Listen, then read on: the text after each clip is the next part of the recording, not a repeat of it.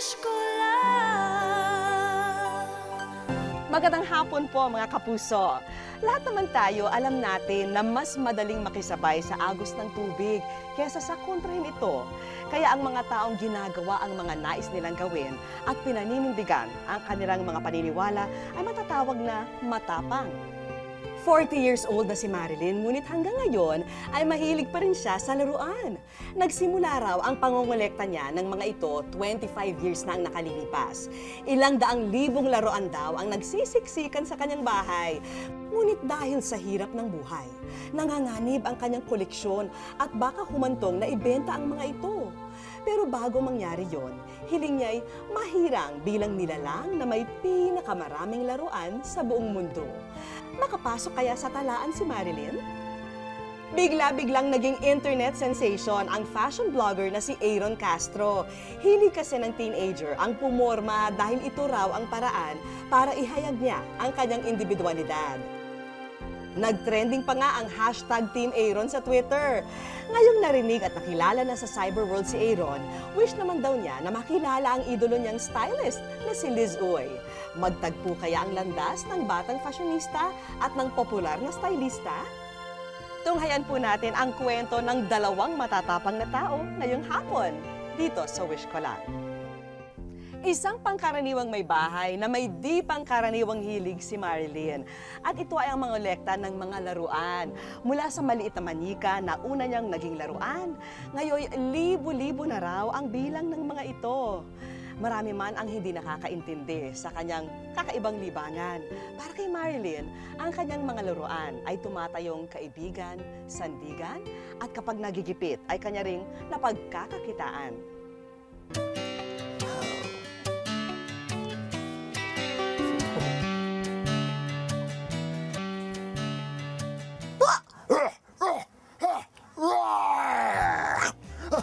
Friend, gising na. Wala na si Amo. Good morning, friend! Ang ganda ng umaga, no? Teka, alam mo, matagal ko nang gustong itanong sa'yo to eh. Bakit ba parati ka na lang good mood, ha? Parang wala kang iniisip na problema, ha? Friend naman, paano naman ako hindi good mood parati? Unang-una, isa akong laruan. Love na love ako ng mga bata. Pangalawa, kahit hindi na chikiting si Amo, tignan mo naman, alagang-alaga pa rin na tayo. Alam mo, may punto ka, friend eh. Swerte nga tayo kay Amo. Hoy, tama ng emote, may paparating na tao. Ha?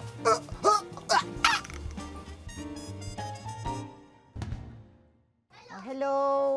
Kapasok ka. Pakita ko sa iyo yung ang aking mga collections, medyo nakakalat. Yun. Ito yung ko, Hello Kitty ko na punong-puno na. Siguro hindi na sila nakakahinga. Yun. Kasi ito yung aking favorite na sa collection. Pinaka #1 ko to. Kasi mga regalo to. Yan. Tapos dito, ito yung Mickey Mouse na medyo nakatali na kasi medyo dudumi na ng gusto kapag matagal na siyang nakalabas. Ito yung pinakaunang-unang-una. Siya yung pinakaunang-unang laruan ko. Naging laruan ko na mahal na mahal ko. Siya si Marilyn, 40 taong gulang at isang ganap na ina at asawa. Pero sa kabila ng kanyang edad at katayuan, ang pagkahilig niya sa mga laruan ay hindi nawala o nabawasan man lang. Ni Tiger. Nung bata ako is hindi pa uso ganun ka uso yung doll, diba? Yung mga manika. Pero meron pa rin ako natitira. Nung time na yon, parang mga tita ko nagregalo. Tapos parang ako yung wala nun. Pero may regalo din ako, pero doon sa laruan wala. Kumbaga pare-pare silang mga babae kong pinsan. Pare-pare sila. Ako yung walang ganun. Parang ako lang yung wala. Ganun. Tapos nung nagkaroon ako ng laruan, parang isa-isa ko siya iniipon sa loob ng aparador ko. Ayoko may nakakakitang mayroon akong laruan. Imbis na nga raw makipaglaro sa mga kapwa niya bata noon, mas madalas kasama ni Marlene ang kanyang mga laruan. Sa piling nila, nakabuo siya ng sariling mundo kung saan natagpuan niya ang kaligayahan ng isang musmos. Kung family kami, natira ako sa lola ko, which is napakaigpit. Naririnig ako mga kamag-anak ko. Yan, maigpit. So, bawal makipagkaibigan. Bahay lang, bahay-aral. Dito nagsimulang padamihin ni Marilyn ang mga laruang itinuring na niyang mga kaibigan. Kahit anong laruan daw na kanyang binili o kaya'y natanggap bilang regalo, diretso raw agad sa espesyal na lugar kung saan sama-sama silang nakadisplay. Kalaunan, hindi na lamang mga bagong laruan ang kinokolekta ni Marilyn. Linggo-linggo, binibisita niya ang bahay ng kanyang mga tsuhi na mangangalakal.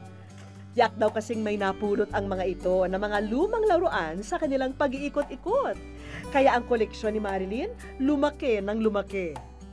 Tumataas yung self-esteem ko habang dumadami sila. Parang mas naniniwala ako, eto ko eh. Hindi ako pwedeng mainggit sa iba. Kasi meron ako sila. Hindi ako pwedeng mainggit sa iba. Hindi ako naiinggit sa mga babaeng nagpapaparlor. Hindi ako naiinggit sa iba. Kasi meron ako nito. Ewan ko kung anong tawag doon, pero alam ko self-esteem yung tumataas sa akin eh. Nakakapag-usap ako kahit kanino. Alam ko meron ako eh.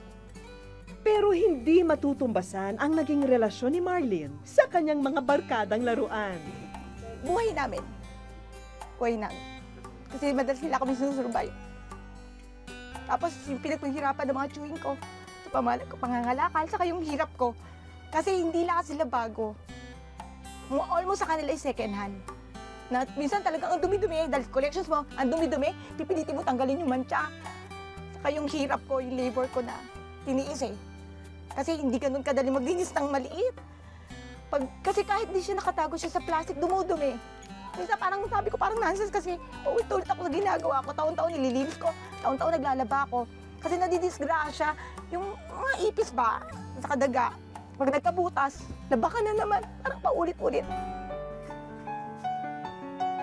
Kahit nang magkaroon na ng sariling pamilya, sa mga laruan kinukuha ni Marilyn ang pantustos sa pangangailangan ng mga anak.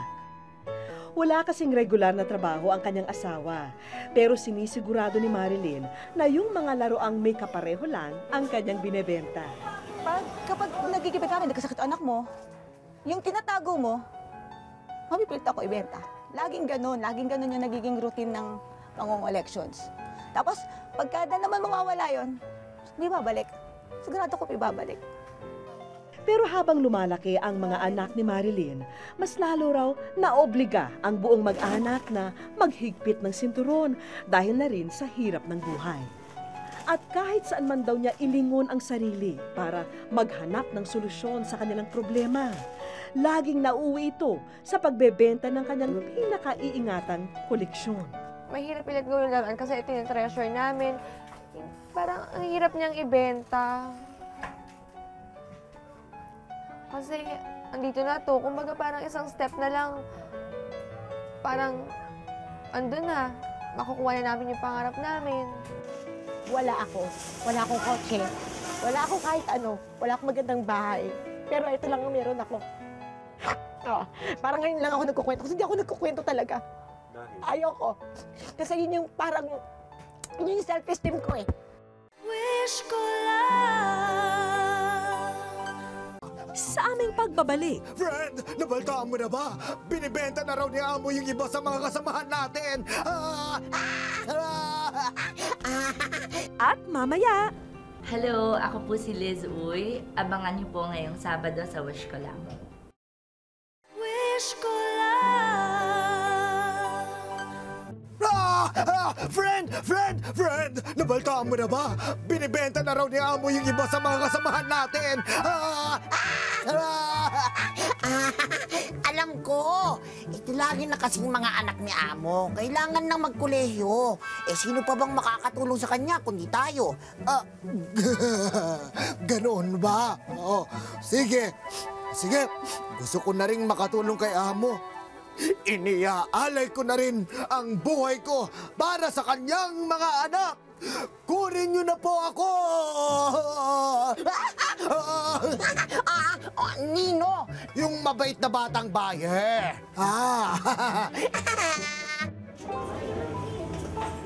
Nitong nakaraang Enero, natanggap ng pamilya ang hindi kagandahang balita.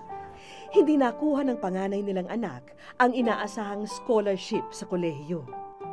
Pero dahil nakapangako ang ina sa anak na hindi ito matitigil sa pag-aaral, malamang daw ay mapilitan si Marilyn na gawin ang pinakamabigat na desisyon ng kanyang buhay. Ang ibenta ang buong koleksyon niya para may pangmatrikula ang anak. Magle-let go na ako. Magle-let go na ako. Kung kailangan ibenta na. Ito lang si Tigger ang ititira ko. Kasi ito more on regalo to eh. Kasi ito yung hinihingi ko regalo sa mga friend. Saka pa yung mga nakikipagpalit sa akin, yung mga humingi sa akin. Kasi marami na rin ako mga laro ang napapamigay na parang barter. Hindi naman pamigay kasi in return, nabibigyan din naman nila ako. Pero tulad ng isang magulang na mawawalay sa anak, hindi maiwasan ni Marilyn na manlumo sa maaring mangyari. Dahil kailangan nga ng financial. Kung wala akong magagawa, yun na yun. Bebenta na ako. Magsisimula ulit ako. Higit pa raw sa laruan ang turing niya sa kanyang koleksyon, kundi bahagi na ng kanyang buhay. Alam ko yung feelings na yun. Kaya alam ko may mga ngalaga ako. May bibili sa kanila, alam ko may mga ngalaga sa kanila. At mas maalaga sila, at mas malalagay sila. Hindi sila ganyan, stampede sila o tinan mo. Mabuhay man sila, patay pa rin sila eh. Kasi punong-puno sila. Hindi sila nadi-display ng maganda. Kaya ngayong nabibilang na ang mga araw na kapiling niya ang kanyang mga laruan, isang kahilingan na tila suntok sa buwan ang dinarasal ni Marilyn. Nakilalanin siya ng buong mundo bilang individual na may pinakamalaking koleksyon ng sari-saring laruan. Sa ganitong paraan, hangad niya'y malaman ng ibang tao ang kanyang matagal na pinaghirapan. Tinignan nila yung sa Guinness. Mamasali muna tayo. Sige, mag-research ka. Sabi ko, wala naman kaming computer. Wala kaming kahit anong gadgets kasi hindi kayang i-provide ng pera. Yung sayang. Kasi pwede ko pang ipasirculate yun, di ba? At kung dumating man ang araw na maibenta na niya ang lahat ng kanyang laruan, sana raw ay maisulat man lang sa libro ang kanyang pangalan at kilalanin siya na taong mahal na mahal ang kanyang mga laruan. Yung saka gusto ko ma-recognize na pinaghirapan ko to. Ito yung hindi dahilan yung pagiging mahirap para wala ka nun. Walang dahilan para gawin mo yung gusto mong gawin. Saka, yun nga, yung gusto ko ma-recognize yung paghihirap ko na ito na pala ako. Ito na pala sila.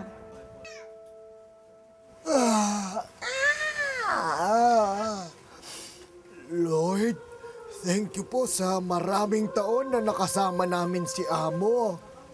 Hindi po mapapantayan ng kaligayahan naming mga laruan sa piling niya. Pero ngayon pong may matinding pinagdadaanan si Amo, sana po tulungan niyo siyang malagpasan ito. At kung sa papaanong paraan kami makakatulong, handang-handa na po kami magboluntaryo. Ako po, handang-handa po. Kami po, handang-handa rin po. Ako, handa po. Ako rin po, handa ako. Handa ako. Handa ako. In Jesus' name, In Jesus' name, Amen. Amen.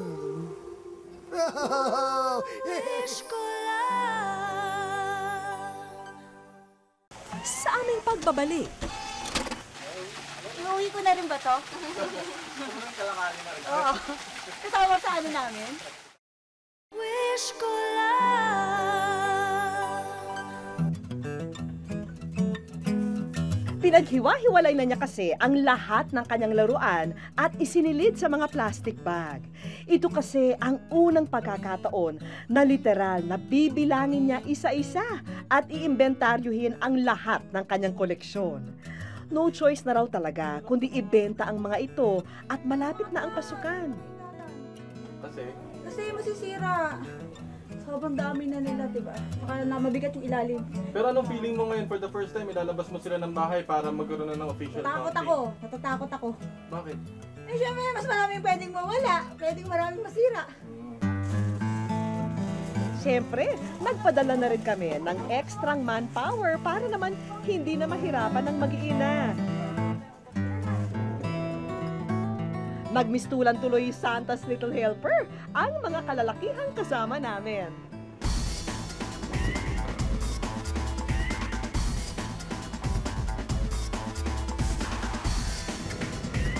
Sa dami ng laruan ni Marilyn, kinailangan pa namin kumuha ng additional na sasakyan para lamang maikarga ang lahat ng ito.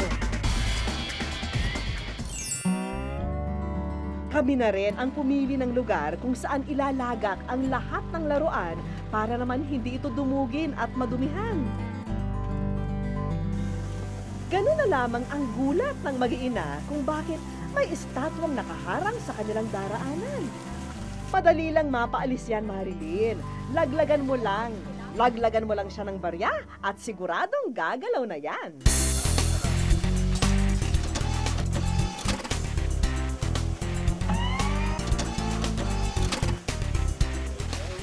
Iuwi ko na rin ba to? Oo. Kasama sa ano namin? Naku naman si Marilyn, mukhang nakursunadahan pa ata ang kasama naming mime na isama sa kanyang koleksyon. Diba? Uhulog na naman? Sabi kumilos? Sa ikatlong baryang inilaglag ni Marilyn, tuluyang nag-iba ang ikinikilos ng estatwa. Eto, at inakay pa siya. Kami ang nag-program dyan kung saan kanya sunod na dadalhin. Handa ka na ba? Kidnap ako? Handa na ba ako? Nagmistulang Jack in the Box ang mag-iina sa kagalakan. Thank you, thank you. Wala, parang nagdanamba ko. Parang wala akong pakiramdam. Pero masaya-masaya ako, syempre. Bakit ba ganun kahalaga sa yung mga toys? Bakit ganun mo sila tinitreasure? Yun yung buhay namin eh. Yun yung buhay namin, yun ang kasama namin, yun ang susurvive sa amin. Pag kailangan namin ng malaki-laking pera, magbenta lang kami, nakakasurvive kami. Pero mahirap ba para sa'yo na ginagawa mo na binibenta yung mga toys na... Oo, naiiyak ako. 3 days. Pag nabenta ko ang isang collection, 3 days ako umiiyak dun. Kasi natagal kong inipon yun eh. Tapos isang araw lang, tapos sandali lang yung pera. Nakarating sa amin. Muling naalala ng mga anak ni Marlene ang kalungkutang pinagdaanan ng ina dahil malapit na nitong ibenta ang mga koleksyon. Thank you. Di kasi kami nag-uusap pagdating sa laruan o sa mga bagay na emotions ba. Para sa amin lahat, parang kaming mga naglalaro lagi eh. Nakakala nila lagi ko silang nilalaro eh. Ano gusto mo rin yan? May mama mo. Mga thank you kasi ewan ko. Thank you sa lahat, sa lahat. After so many years, tapos andito ka pa rin, susuporta mo pa rin kami. Tapos ang dami mong pagpalit yung pangarap mo para lang sa amin. Thank you. Mahal kita. Di ba lagi naman ako sabi sa'yo ng thank you? Thank you.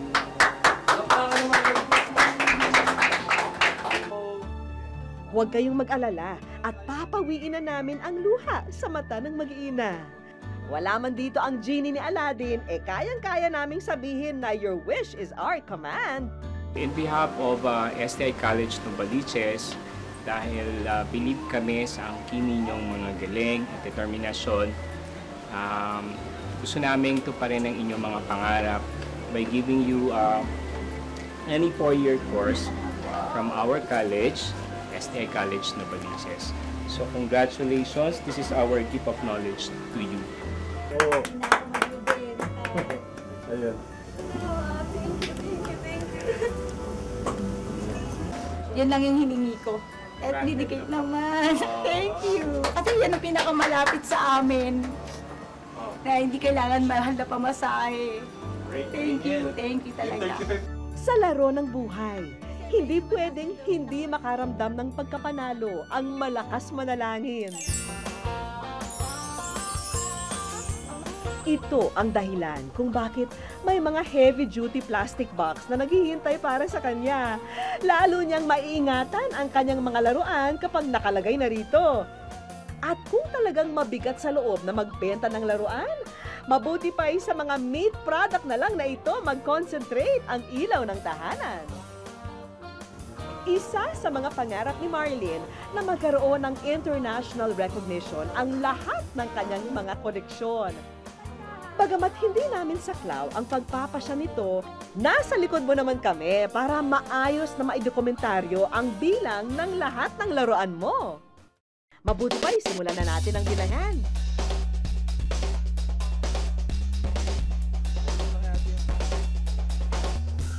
Halos malula kami nang isa-isa nang inilalatag ang mga laruan ni Marlene.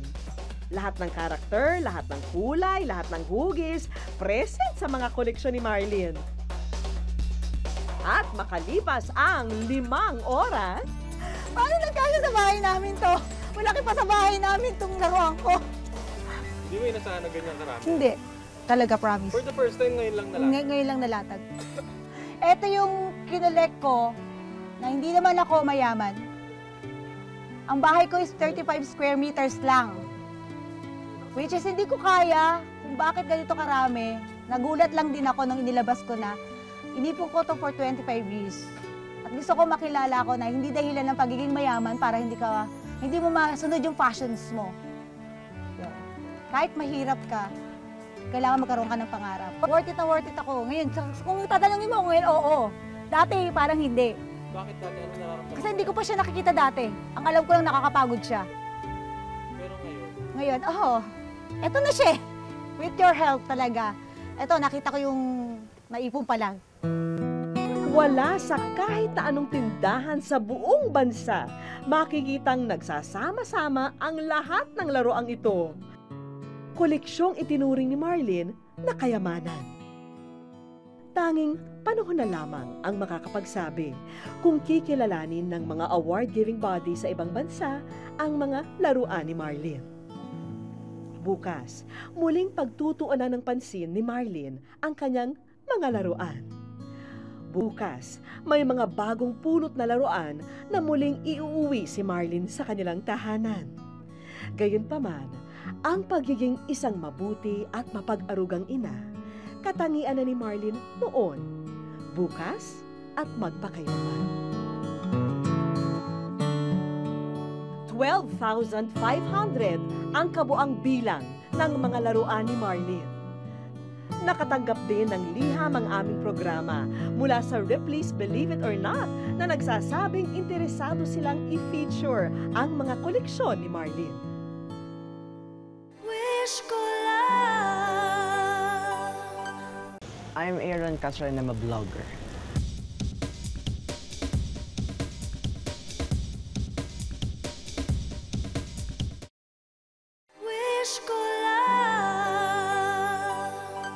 Madalas man natin sabihin na mas malawak na ang ating mga isipan at mas madali na nating natatanggap ang paniniwala at karapatan ng iba, may mga pananaw pa rin tayo na masasabing dekahon, lalong-lalo na kapag itsura ang pinag-uusapan at may kinalaman pa sa industriya ng pananamit at pagmomodelo.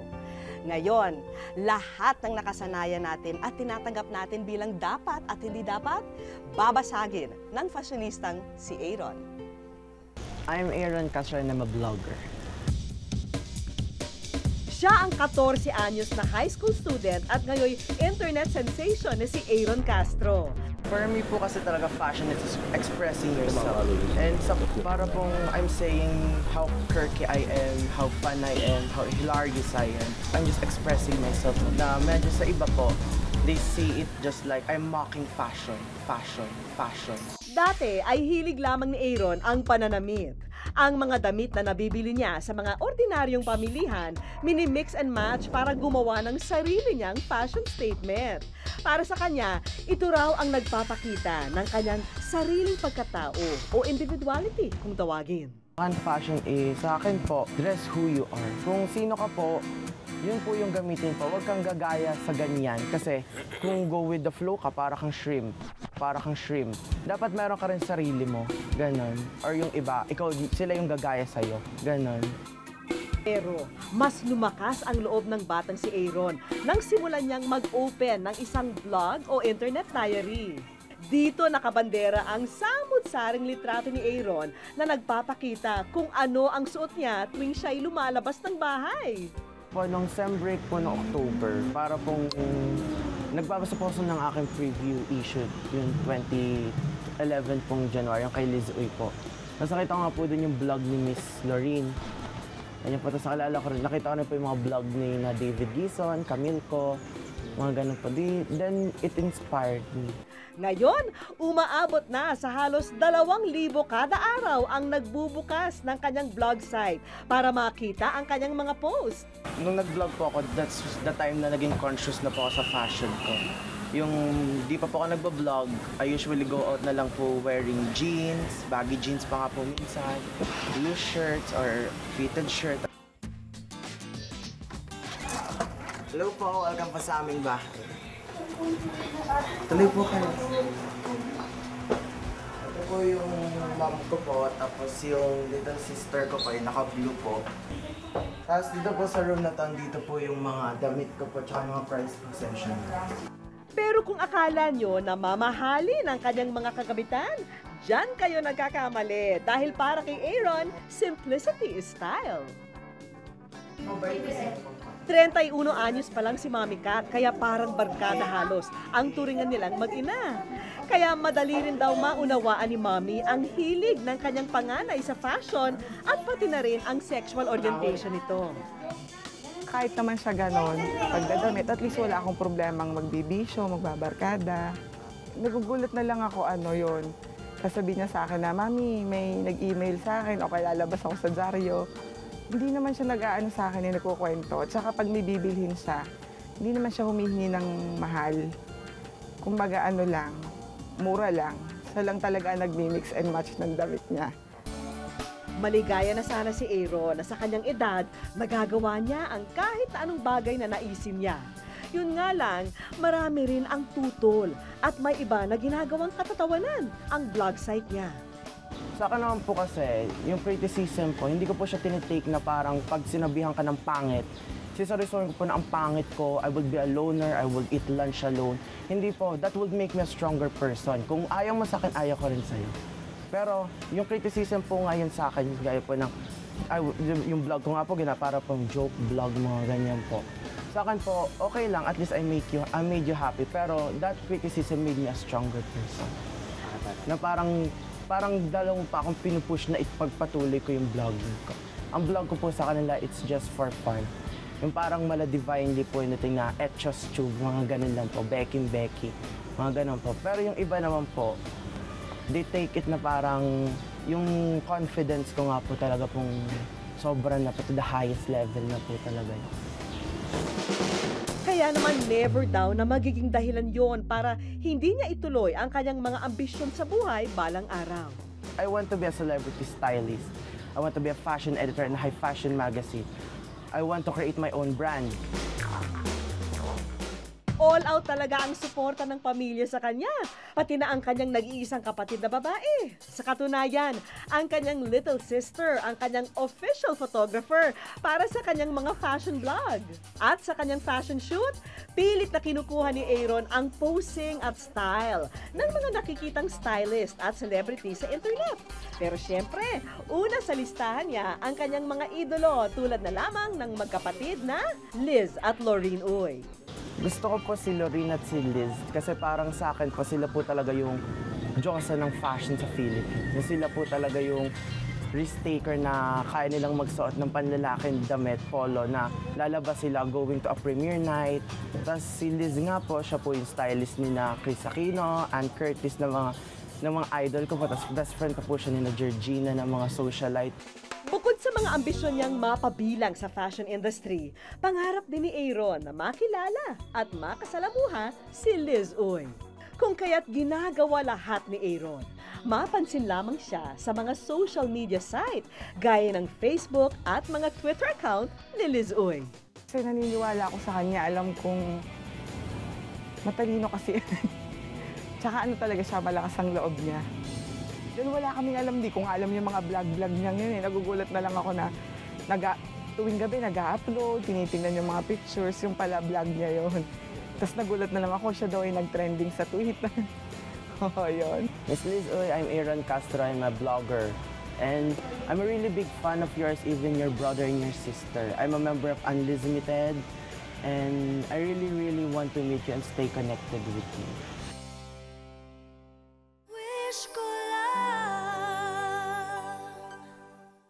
Sa aming pagbabalik, Hello, ako po si Liz Uy. Abangan niyo po ngayong Sabado sa Wish Ko Lang.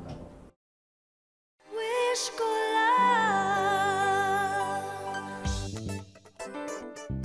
sa araw na ito, susubukan naming alamin kung hanggang saan mapapanindigan ni Aaron ang pagiging fashionista. Pero bago siya sumabak sa aming sikretong pagsubok, extra special ang araw na ito. Tila papanig sa kanya ang mga pambihirang pagkakataon. Mahalata kaya niya na lucky day niya ngayon? Dito sa isang sikat na studio sa Quezon City, pinapunta namin si Aaron at ang kanyang mommy Kat. Nag-set up kami ng kunwari competition para sa isang fashion pictorial.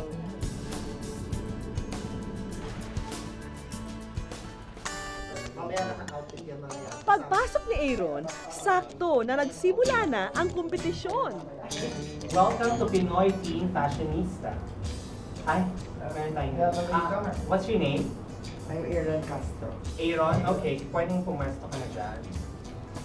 So, let's introduce ourselves once again. Hello guys, I'm Enzo Mondehar. I'm an instructor and a fashion photographer. And I'm Eric Pulikid. I'm also an instructor and a fashion stylist. So, simulan na natin to. What's gonna happen is, we are here to have a photo shoot. And would you like to explain some mechanics? Well, basically, we're looking for the next Pinoy fashionista. So, I'm gonna take photos of each of you guys. So ano pang hinihintay natin? Simulan na natin para malaman natin kung sino ang next Pinoy teen fashionista. Let's go! Bisa tayo! So, change. I need the models now! Right. Simula na ng labanan! At mukhang dehado agad itong ating manuka sa kanyang mga katunggali. Pero hindi magpapadaig ang ating aspiring stylist. Para maibsan ng kaba, nagtawag na ang ina ni Aaron ng mga kamag-anak para sumuporta sa kanyang panganay. Medyo kinakabahan, pero okay lang kumbaga kung hindi man siya mapili. Basta ina-enjoy lang niya yung ginagawa niya, walang problema yon. Oras na para tanghalin ang nanalo sa patimpalak. Now, I'm gonna show you guys pictures kung sino yung papasok sa level 2. So, if I show you a picture at picture niyo yung nandun, it means pasok kayo sa level 2. First picture is... Pero ang lucky streak, natapos na ata dahil natalo si Aaron. Okay lang naman. I mean, pwede pa tayong mag-practice. Siguro more harap sa salamin, practice. Yung, dapat alam mo yung angle natin as a model. So siguro, that's where you need to improve. Pero may papakita lang ako sa'yo. Meron kang isang angle na sobrang bongga. So, ginawa namin to, bibigyan namin sa'yo yung high-res nito, di ba? Yes. Para pwede mong ipa-print. Okay? Ready ka na? Ito na siya. Well, that's a wish. Welcome sa Wish Ko Lang, Aaron. First time. Tuwang-tuwa ang pamilya sa kanilang nakita. Shocking. Not shocking. Shocking. Okay. Hindi po ako talaga kasi yung nanonood ako yung Wish Ko Lang, yung parang lahat naman doon, taga-bundok. Hindi ba sa, yung talagang down na sila. Nagulat din ako, hindi ko alam. It's a good experience din kasi talagang ang fashion is full of projection na dapat paglabas mo dun sa place na yon dapat head held high ka pa rin na parang kapalan mo pa yung mukha mo susunod na araw. Dito na nagbigay ng mensahe ang respetadong fashion photographer na si Enzo Mondehar. Ako as a photographer, I also teach to young people, and I always try to push them to really follow their passion. No matter whatever people are saying, sinasabi nila against you, that you can't really make it, prove them wrong, and then just do your best in every step, and then it will eventually show. Thank you this experience, tapos yung mga words of wisdom na I know I could use it someday in the future. Ibigay na natin ang mga regalo para sa totoong nagwagi sa araw na ito. Mga bagong damit at ang nire-request ni Aaron kay Mommy na sapatos, sinagot na namin. O ayan Aaron, ano masasabi mo yan? Meron ka ng pangdagdag sa iyong collection. Gusto ko lang mag-thank you sa wish ko lang, tapos very useful talaga ito sa vlog. Oh my God, I wanna see it in your vlog. Agad-agad. Pero siyempre, hindi pa ito ang ultimate kahilingan ni Aaron. Liz Uy. Sino? Liz Uy. Isa pa. Sino? Hello. Liz Uy. Oh my God. I'm Liz. Oh, parang nahina ka naman. Oh my God, it's really you. It is me. How are you? I'm fine for. I heard about you. I received tweets from you. Yes, and your blog, diba? I could die right now. Uy, naman. Mahaba pa buhay mo. Mag-vlog ka pa. Tuwang-tuwa si Liz Uy sa kanyang tagahanga.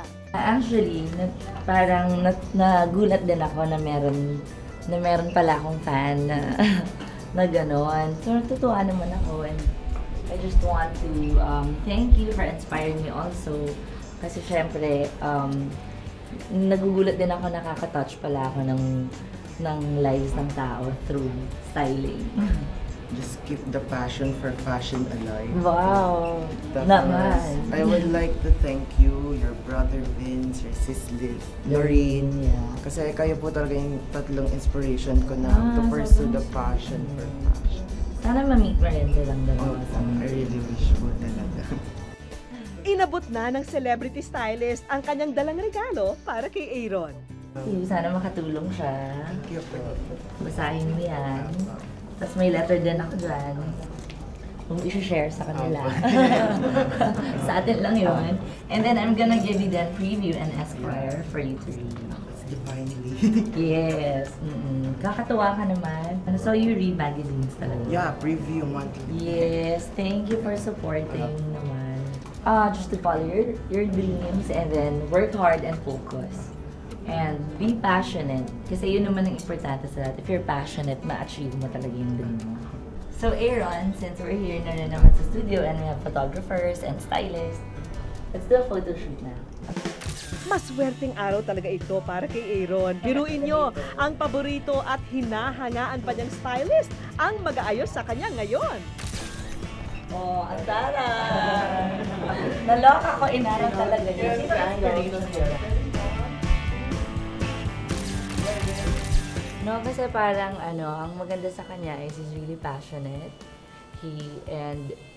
Para alam niya yung ginagawa niya, and then at a very young age, alam na niya kung ano yung gusto niyang gawin.